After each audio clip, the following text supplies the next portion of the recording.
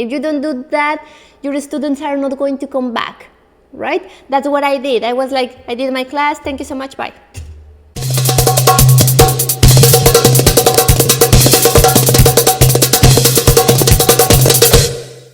Hello, fellow dancers. Welcome back to the Addicted to Shimmy podcast show. This is Sol Calderon, and today I have a very interesting topic. As I mentioned at the beginning of the podcast, I'm going to tell you all the mistakes that I made when I started teaching, and I want to tell you this information because I want you to avoid doing these same mistakes.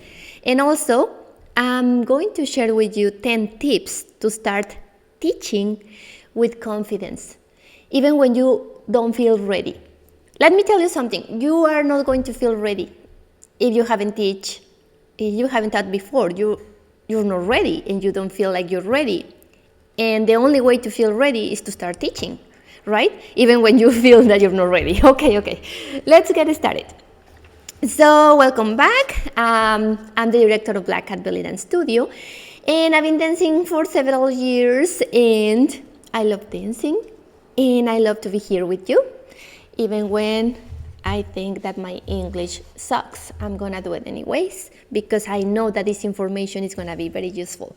So, I believe that we can learn from others' mistakes, so that it saves us time, money, and headaches. So let me start with a story. Back in 2016, I was new at this town, Tullahoma, Tennessee, and I decided that I wanted to teach. So I went to the local community center to offer my services, and they were very excited about having me there. So they said, yes, you can teach here. And they scheduled my first class. Everything was good. I planned my class. So I showed up. I connected my speaker, my music. Everything was okay. And so I started welcoming people, but I wasn't expecting to have 20-something, 24, 26 people in the dance studio. So that was a big surprise or unexpected thing. Then the studio was very big, it was huge, and I didn't have a microphone. So I freaked out. I didn't know what to do. So I did my class the best that I could. And guess what? Next class, just 4 people showed up. So what happened? So I'm gonna share with you all the mistakes that I made, because they were many mistakes. So it was a mess. It was. Why? What happened? Number 1. I didn't confirm how many people were coming to the class. So that's the tip number 1. Always confirm the number of people who is attending your class. So I should have called to the community center and say, hey, how many people registered to my class, right? I didn't do that. So I didn't know if 2 people were coming, 10 people, 20 people, or 30 people. So that's the tip number 1. No matter if you're going to do the class for someone else or you're doing it by yourself. If you're doing it by yourself, you can always text them or call them to confirm, hey, are you coming to the class? So that's gonna help you to visualize how many people you're gonna have in the dance studio, right? Number 2, I didn't prepare my class according to the number of people that were coming. So that has to do with tip number 1. Once you know how many people are coming to your class, you can prepare your class according to it, because it's not the same thing to have 3 or 5 people that 20, 30 people, right? So your class is going to be different. The structure of your class is going to be different if you have more people, right? So Number 3, if you have a lot of attendees, you need to ask for help. Even if it's a student, a more advanced student, or you have someone else is teaching around and you have a good relationship with them, you can always say, hey, could you come and help me with the class? If it's going to be a student, you can ask her to be in front of the class so they can follow her, or probably in the second row so they can see her, the people who is all the way back. So because when you are doing a new class, people are shy, people don't know what to expect, and they tend to go all the way back to the back wall of the studio. So you need to be prepared for that. So probably you need, I don't know if they are going to be 20 people, 15 people, probably you need one helper.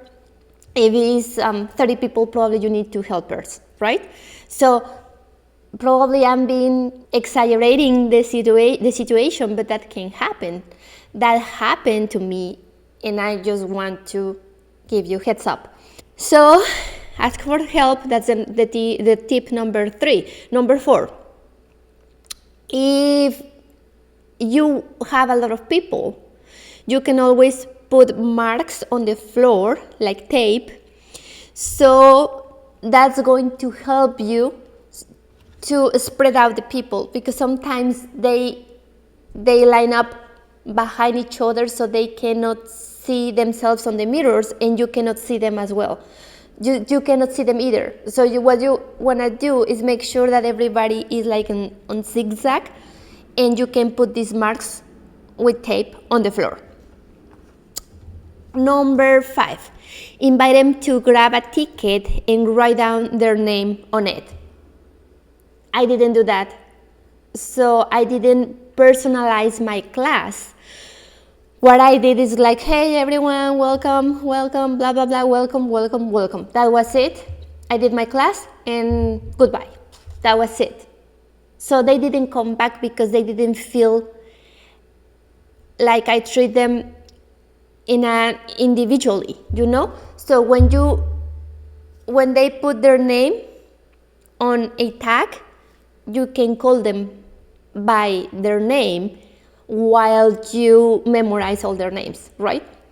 So that's a very good tip. So you can always, they are gonna feel more welcomed, they are gonna feel more like it's a human thing. It's not like, hi everyone, let's do the class, bye everyone. That's what I did, right? So, number 6, take the time to chat with them for a couple of minutes before starting the class. So this is going to break the ice. You are not the only one that is feeling nervous, and they are feeling probably shy, they are feeling nervous, they don't know what to expect from your class. So if you start talking to them during the first class, you're not wasting your time. Even if your class is shorter than a regular class, that's going to help to break the ice and to make them feel comfortable in the space, right? So you can take 10-15 minutes to do so. I remember in one of my last classes, I didn't do that. So some people showed up 5 minutes late, and I was already doing the warm-up. So I wanted to make them know that I'm very punctual and very responsible with my classes and with the time, and that I'm very respectful with their schedule. But what I wasn't aware of is that many people didn't feel welcomed because I was straight to the point. So yeah, I talked to them for 2 minutes and I was like, it's time to start. So you can always let them know, this is the first class, so we're gonna take it easy. It's gonna be a little shorter because I wanna make sure that all of you are here. I want to get to know you a little bit, or I don't know. Just let them know so they are going to be aware that that's not going to be always, right? So it's just when it's an introduction class, the structure of the class is different, so that's going to you're going to prepare them or let them know that for the following classes, you're going to start very punctual with a warm-up, and it's going to be a different structure, right? So that's very important. Tip number 7. Ask who has a dance background. This is very important. So if you have 5 people and 4 of them have danced belly dance before, it's going to be a little different. So you want to know all these details. And on the other side, probably you have 5 people and they haven't danced in their whole lives at all. So that's another situation. Number 8, make sure that you speak loud enough if you don't have a microphone.